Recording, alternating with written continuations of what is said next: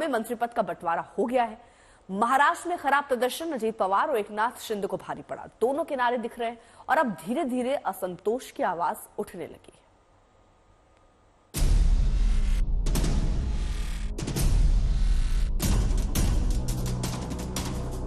ये गठबंधन एक फेविकोल का जोड़ है, ये बिल्कुल टूटेगा नहीं। मेरी पार्टी राष्ट्रवादी कांग्रेस पार्टी की तरफ से एनडीए संसदीय दल के नेता पद पर श्री नरेंद्र मोदी जी के नाम का समर्थन करता हूं।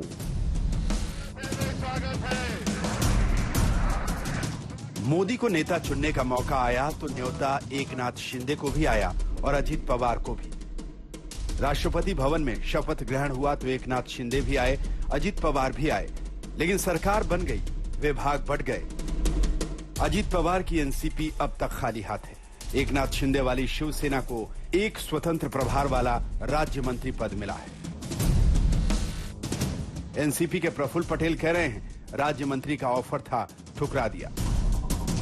कैबिनेट मंत्री पद पर एनसीपी अड़ी है और अजीत पवार को यह कहते हुए पर्दा डालना पड़ रहा है कि सब कुछ ठीक ठाक है।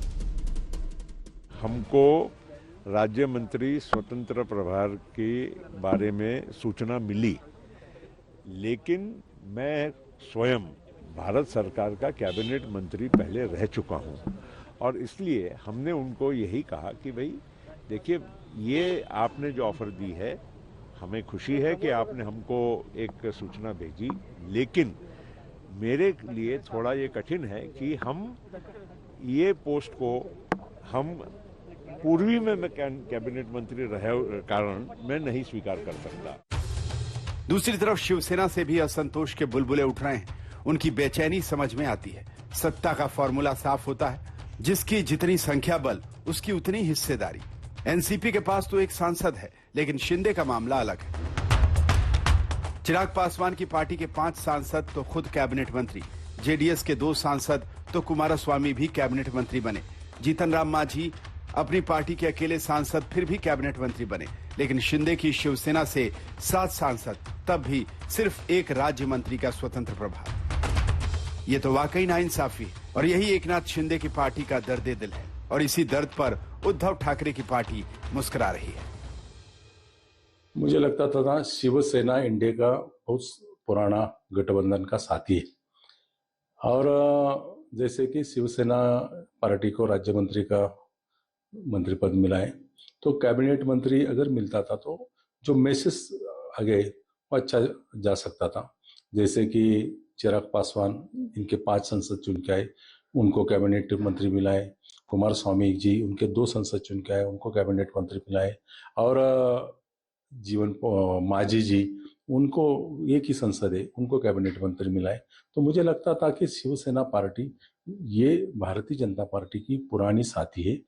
अगर कैबिनेट मंत्री मिलता था, हमारे प्रताप जाधव जिन्होंने शपथ ग्रहण की राज्य मंत्री की, कैबिनेट मंत्री अगर मिलता था तो मुझे लगता है कि एक अलग सा आने वाले विधानसभा चुनाव में अलग सा मैसेज महाराष्ट्र में जाता था। अभी तो शुरुआत है इनके आपस में एक दूसरे के मतभेद होने की, लेकिन श्रीरंग बारने आपको भी कह देना चाहता हूं, ये बीजेपी है, ये गुलाम पसंद करती है, मित्र नहीं।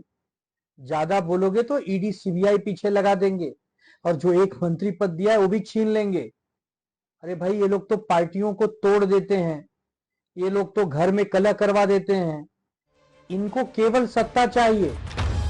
एकनाथ शिंदे अभी शांत दिख रहे हैं। अजीत पवार चुनावी नतीजों के झटकों से उबरने में लगे हैं, लेकिन कोई नहीं जानता कि ये खामोशी कब ज्वार भाटे में तब्दील हो जाए। आज तक ब्यूरो।